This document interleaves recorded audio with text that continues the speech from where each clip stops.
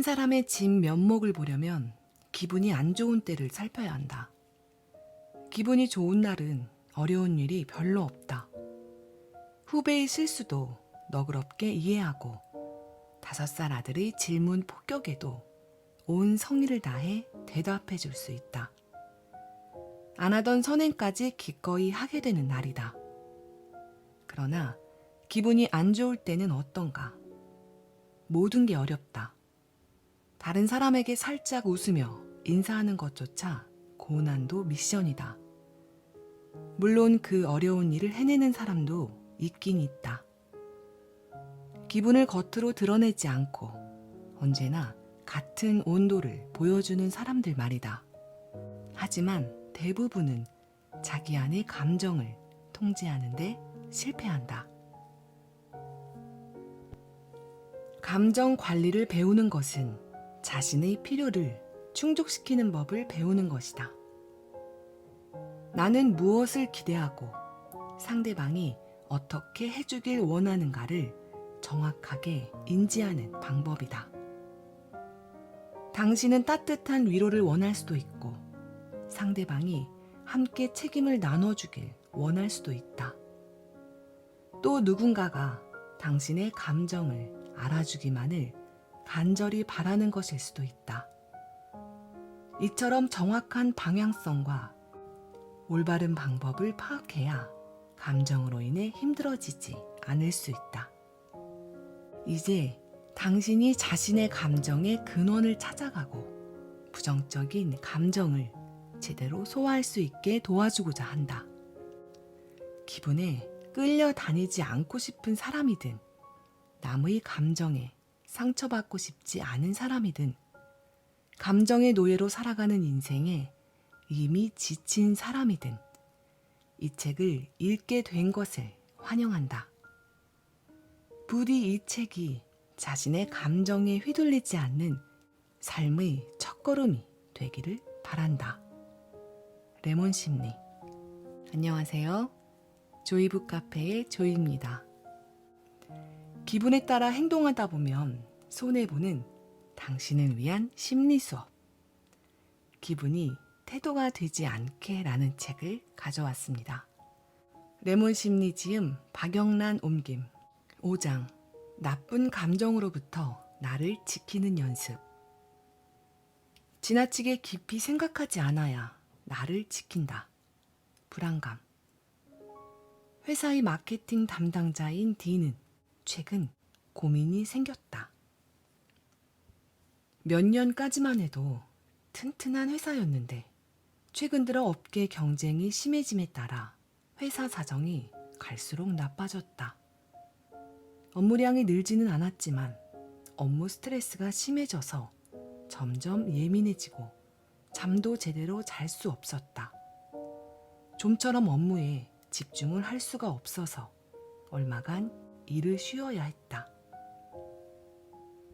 한 치 앞도 예상할 수 없는 이 시대를 살아가는 사람이라면 너나 없이 스트레스로 인해 불안함과 무력감을 느낀다.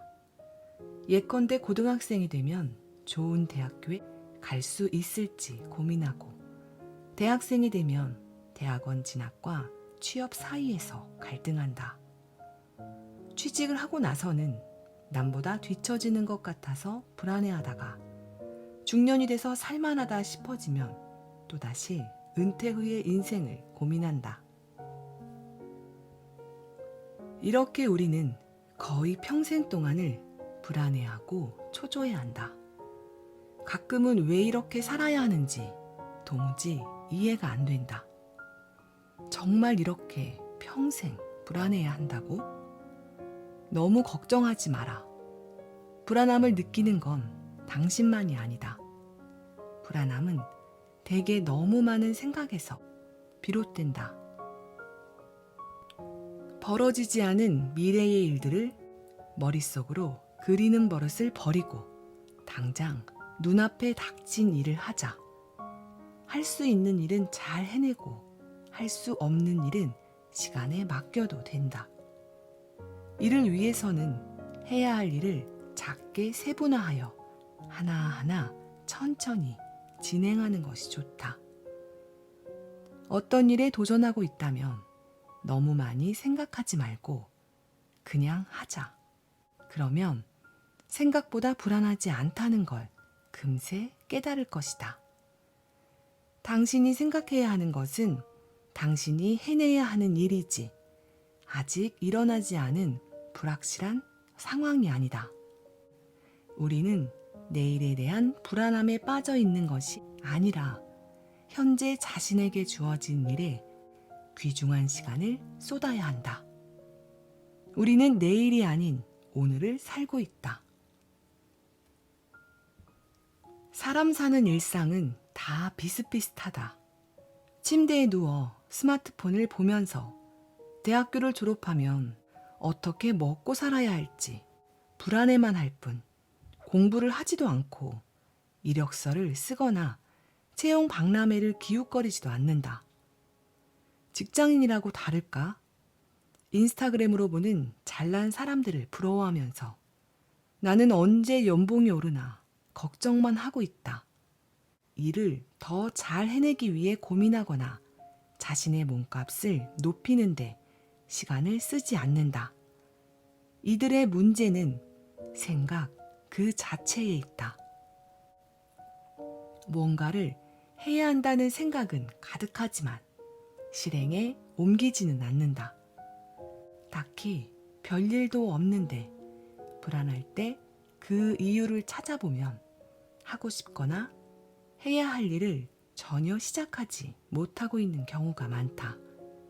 월급쟁이로는 미래가 보이지 않아 투잡을 해야겠다는 생각만 하고 늘 소파에 누워 예능 프로그램만 보고 있지는 않은가. 뭐라도 해야겠다는 생각만 있고 아무 행동도 하지 않고 있으면 무언가를 처리하지 않은 듯한 찝찝함이 마음 한편에 남아있을 수밖에 없다. 먼저 이루기 쉬운 작은 목표를 세워보자. 매일 한 발짝씩 실행에 옮기다 보면 보다 계획적으로 난관을 극복할 수 있다. 성장이란 불안해하며 탐색하고 실행하며 이뤄내는 과정이다. 불안함과 함께한 성장은 결국 우리를 단단하게 만들어준다. 친구를 질투하는 내가 미워질 때. 얼마 전에 고등학교 동창 모임에 다녀왔다. 즐겁게 시간을 보내고 집에 가는 길에 친구 C가 빠르게 말을 쏟아냈다. 제이 말이야, 엄청 허세 부리지 않아? 요즘 좀 잘 나가는 모양인데 그걸 어떻게 믿어? 학교 다닐 때 공부도 못하고 성격도 별로였잖아. 알고 지낸 지 오래된 C는 나에게 항상 온화한 사람이었다. 그런데 최근 몇 년 사이 그녀는 변해갔다. 친구들과 모인 자리에서 C는 자신에 대한 이야기를 하기보다는 남을 주제로 이야기했다. 내가 대화의 주제를 돌려도 정신을 차려보면 어느새 또다시 다른 사람에 대해 이러쿵저러쿵 이야기하고 있었다. 남을 평가할 때만 유독 예리한 관찰력과 날카로운 판단력을 보이는 C를 보면서 나는 대꾸할 의지를 잃고 말았다. C가 원래부터 이런 사람은 아니었다. 고등학교 때 그녀는 반에서 모범을 보이며 성적도 상위권을 유지했다. 덕분에 자신감이 넘치고 반 친구들에게도 좋은 영향을 주는 친구였다. 하지만 고3이 되자 C의 성적이 갑자기 중위권으로 곤두박질 쳤고 결국에는 대학교를 들어가지 못했다. 그때부터 그녀는 자신에게 쏟던 관심을 다른 사람들에게 쏟기 시작했다. 이런 습관은 일을 시작하고 나서 더 심해졌다. 언제나 회사 사람에 대한 이야기를 했는데 동료의 성과는 물론 인성을 깎아내리곤 했다. C는 질투라는 심리에 조종당하고 있었다. 대학교 입시에서 떨어진 이유로 그녀는 자신보다 우수한 사람들이 아주 많다는 사실을 알게 되었다. 오랜 시간 가져왔던 우월감이 이유 없이 사라지기 시작했고 극심한 좌절감을 느꼈다. 겉으로는 아무렇지 않은 척했지만 극심한 스트레스로 속앓이를 했을 것이다. C에게 나의 걱정을 내보였더니 그녀 역시 자신의 변화에 대해 인식하고 있었다. 자기 일이 안 풀릴수록 사람들을 향한 시기심을 멈출 수가 없다고 했다.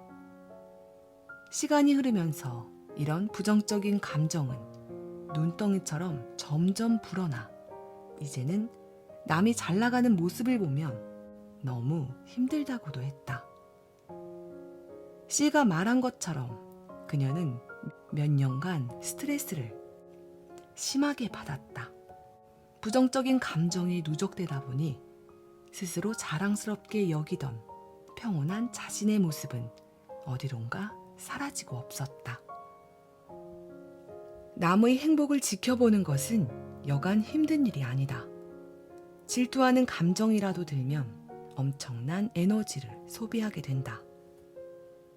그뿐만 아니라 부정적인 감정을 쌓아두면서 정작 자신이 추구하는 중요한 가치를 소홀히 하게 된다. 질투는 자신에 대한 불신에 뿌리를 두고 있기 때문에 이를 인정하는 것도 쉬운 일은 아니다. 우리가 다른 사람을 시기하는 것은 자기 자신을 부정하는 것과 마찬가지다. 상대방이 뛰어나기 때문에 내가 못났다고 생각하고 이 생각은 상대방에게 내가 졌다는 결론으로 이어진다. 혼자서 경쟁 구도를 만들고 마음대로 승패를 가르는 것이다. 다시 말해서 질투심은 비교에서 나오는 감정이다. 우리는 어릴 때부터 누군가와 비교당하며 자랐다. 비교당하는 것에 익숙해지다 보니 자연스럽게 자신과 남을 비교하는 습관이 생겼다.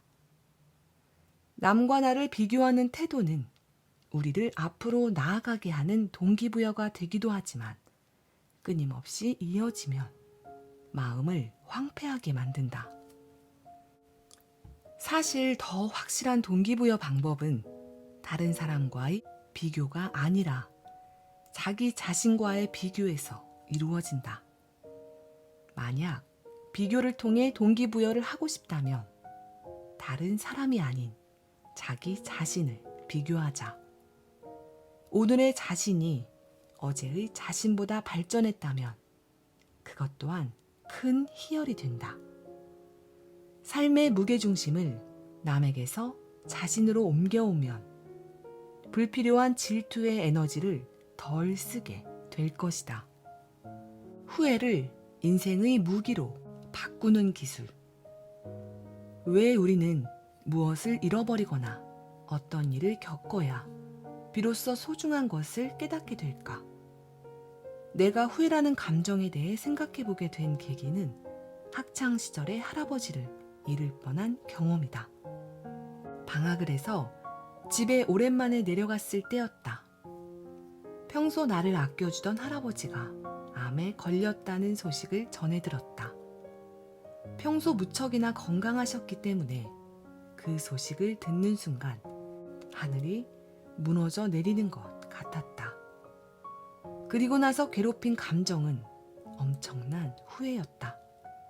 할아버지에게 쏘아대던 가시돋친 말들이 떠올랐고 바쁘다는 이유로 시간을 함께 보내지 못한 것이 미칠 듯이 후회스러웠다. 이런 경우 외에도 우리는 하루에도 몇 번씩 후회라는 감정을 느낀다. 누구나 겪어봤을 흔한 사례를 들어보겠다. 회사에 30분이나 지각을 해버렸다고 치자. 바쁘게 회사로 달려가면서도 머릿속에는 온통 후회뿐이다. 아침에 옷이 마음에 안 든다고 다른 옷으로 갈아입지 않았으면 안 늦었을 텐데. 어젯밤에 입을 옷을 미리 준비해뒀으면 안 늦었을 텐데. 이런 생각을 심리학에서는 반사실적 사고라고 한다. 후회를 할 때 현실에서 일어난 일과 다른 결과를 상상하는 것을 말한다. 우리는 이런 상상을 해보면서 이미 일어난 사실과 맞닥뜨리기를 회피하는데 어쩌면 자신이 다른 결과를 얻을 수 있다고 생각하는 것으로 위안을 삼는 건지도 모르겠다.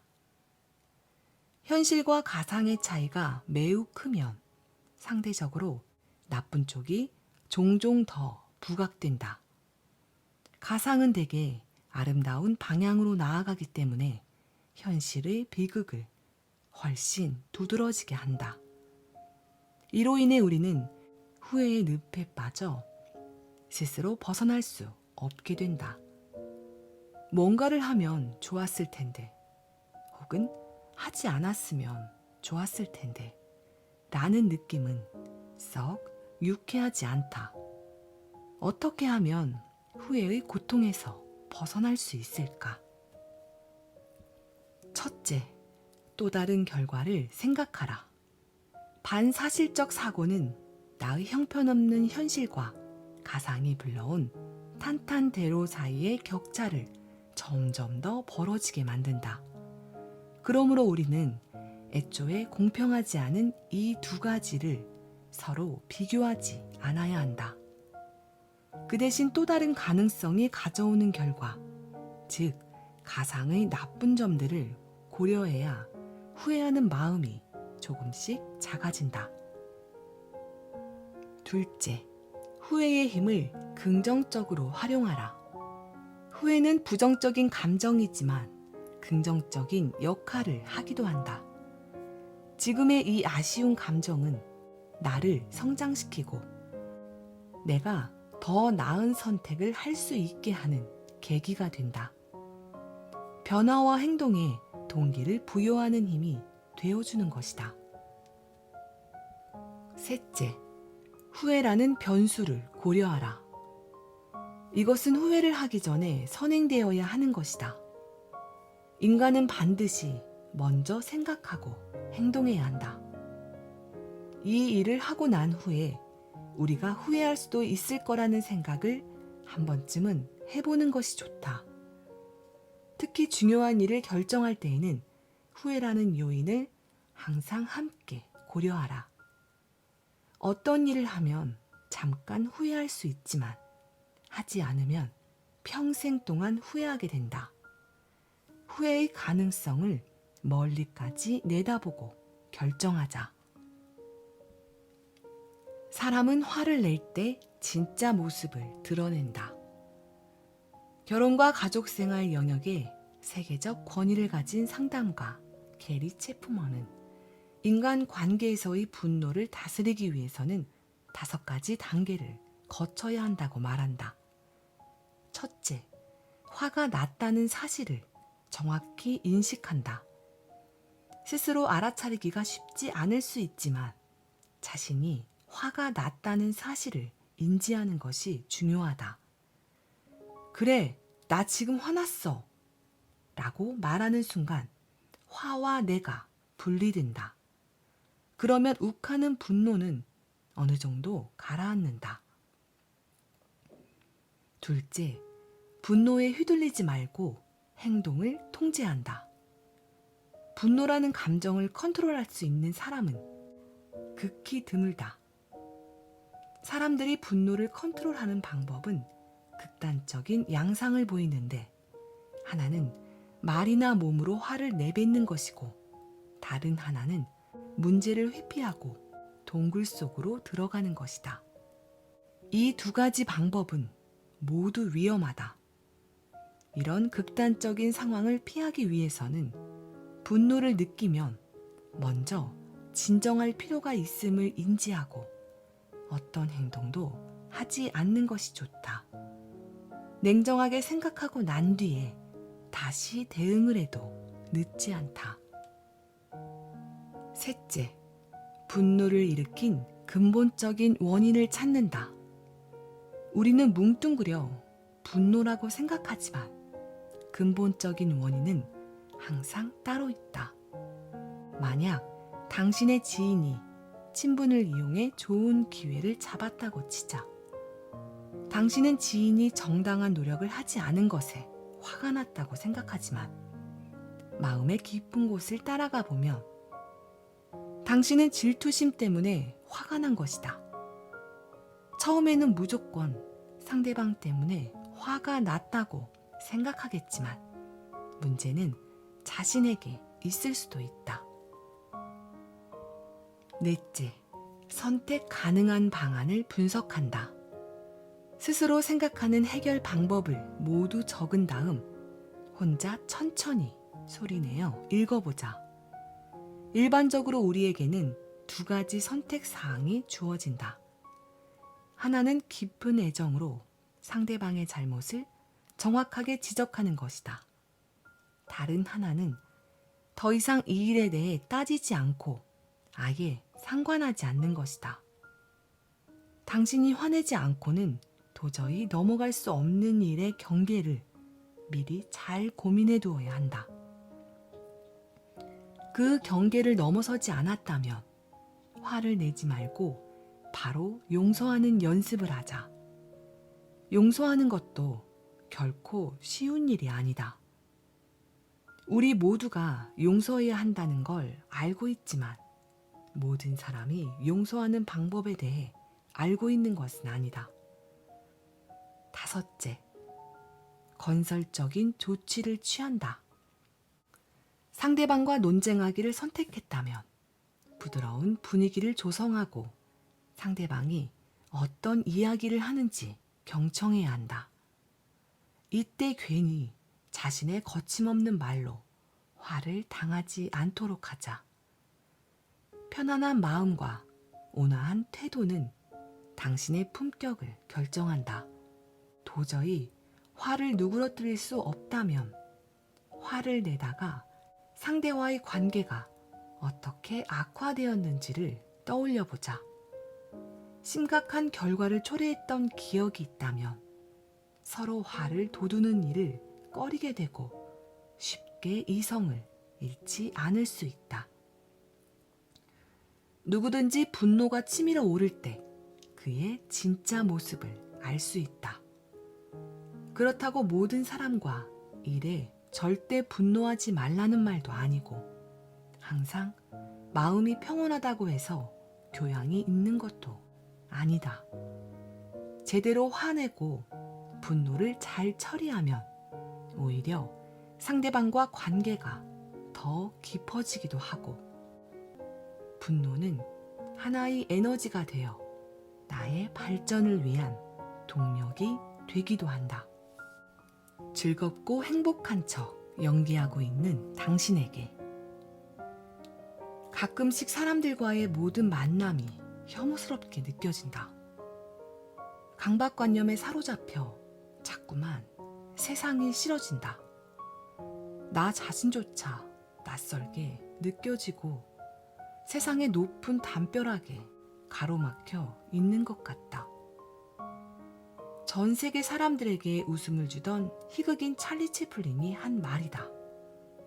그가 털어놓은 이야기에는 가면성 우울증 환자의 심경이 고스란히 담겨 있다.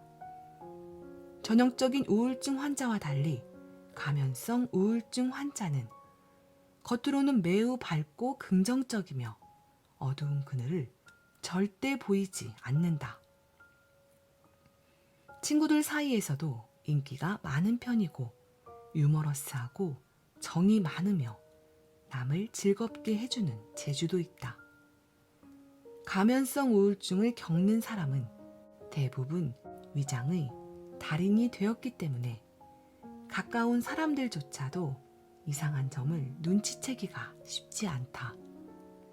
그들은 다른 사람에게 자신의 진짜 모습을 보이기를 꺼리는데 나는 밝고 재미있는 사람이며 아무런 걱정 없이 행복하게 살고 있다는 일종의 캐릭터 설정을 했기 때문이다. 스스로 만들어낸 캐릭터 때문에 그들은 다른 사람 앞에서 즐겁지 않은 자신을 드러내길 거부하고 습관적으로 즐거운 척 연기를 한다. 그래서 가끔은 그들도 진짜와 가짜를 구별하지 못한다. 그들의 웃음은 자신을 보호하기 위한 갑옷이지만 동시에 자신을 겨냥하는 무기다. 이미 웃는데 지치고 인간관계에 어려움을 느끼면서도 어쩔 수 없이 매번 같은 방법을 선택한다.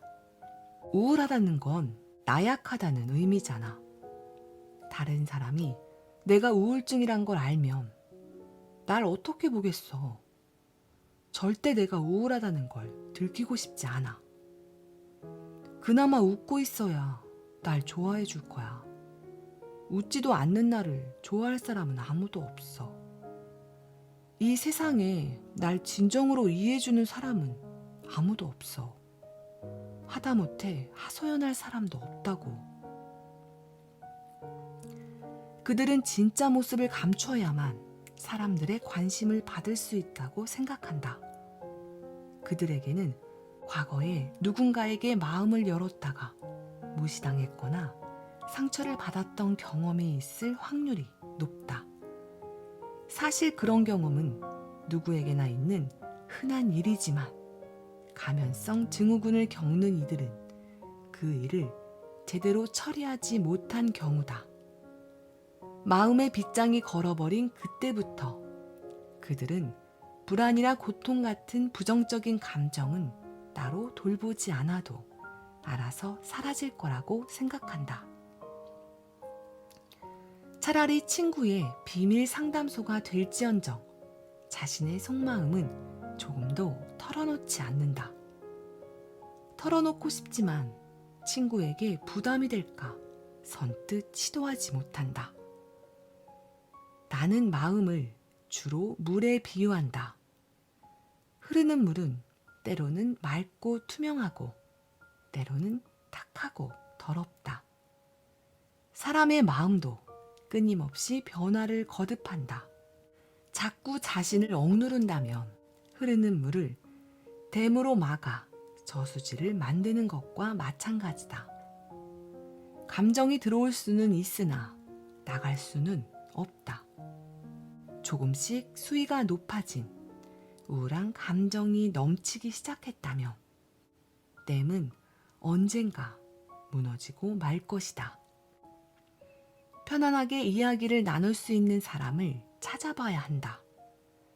친구도 좋고 가족이나 상담사 혹은 아예 모르는 사람이어도 좋다. 가슴이 답답해서 응어리가 쉽게 풀리지 않을 때 그 사람을 찾아가서 하소연이라도 해보자. 그 사람이 당신의 문제를 모두 해결해주지는 못하겠지만 최소한 당신 마음에 고여있는 물은 다시 흐르게 해줄 수 있다. 그러니 혼자 끙끙대며 자신을 꾸짖고 벌주며 살지 않기를 바란다. 당신이 웃고 싶지 않을 때는 웃지 않았으면 좋겠다.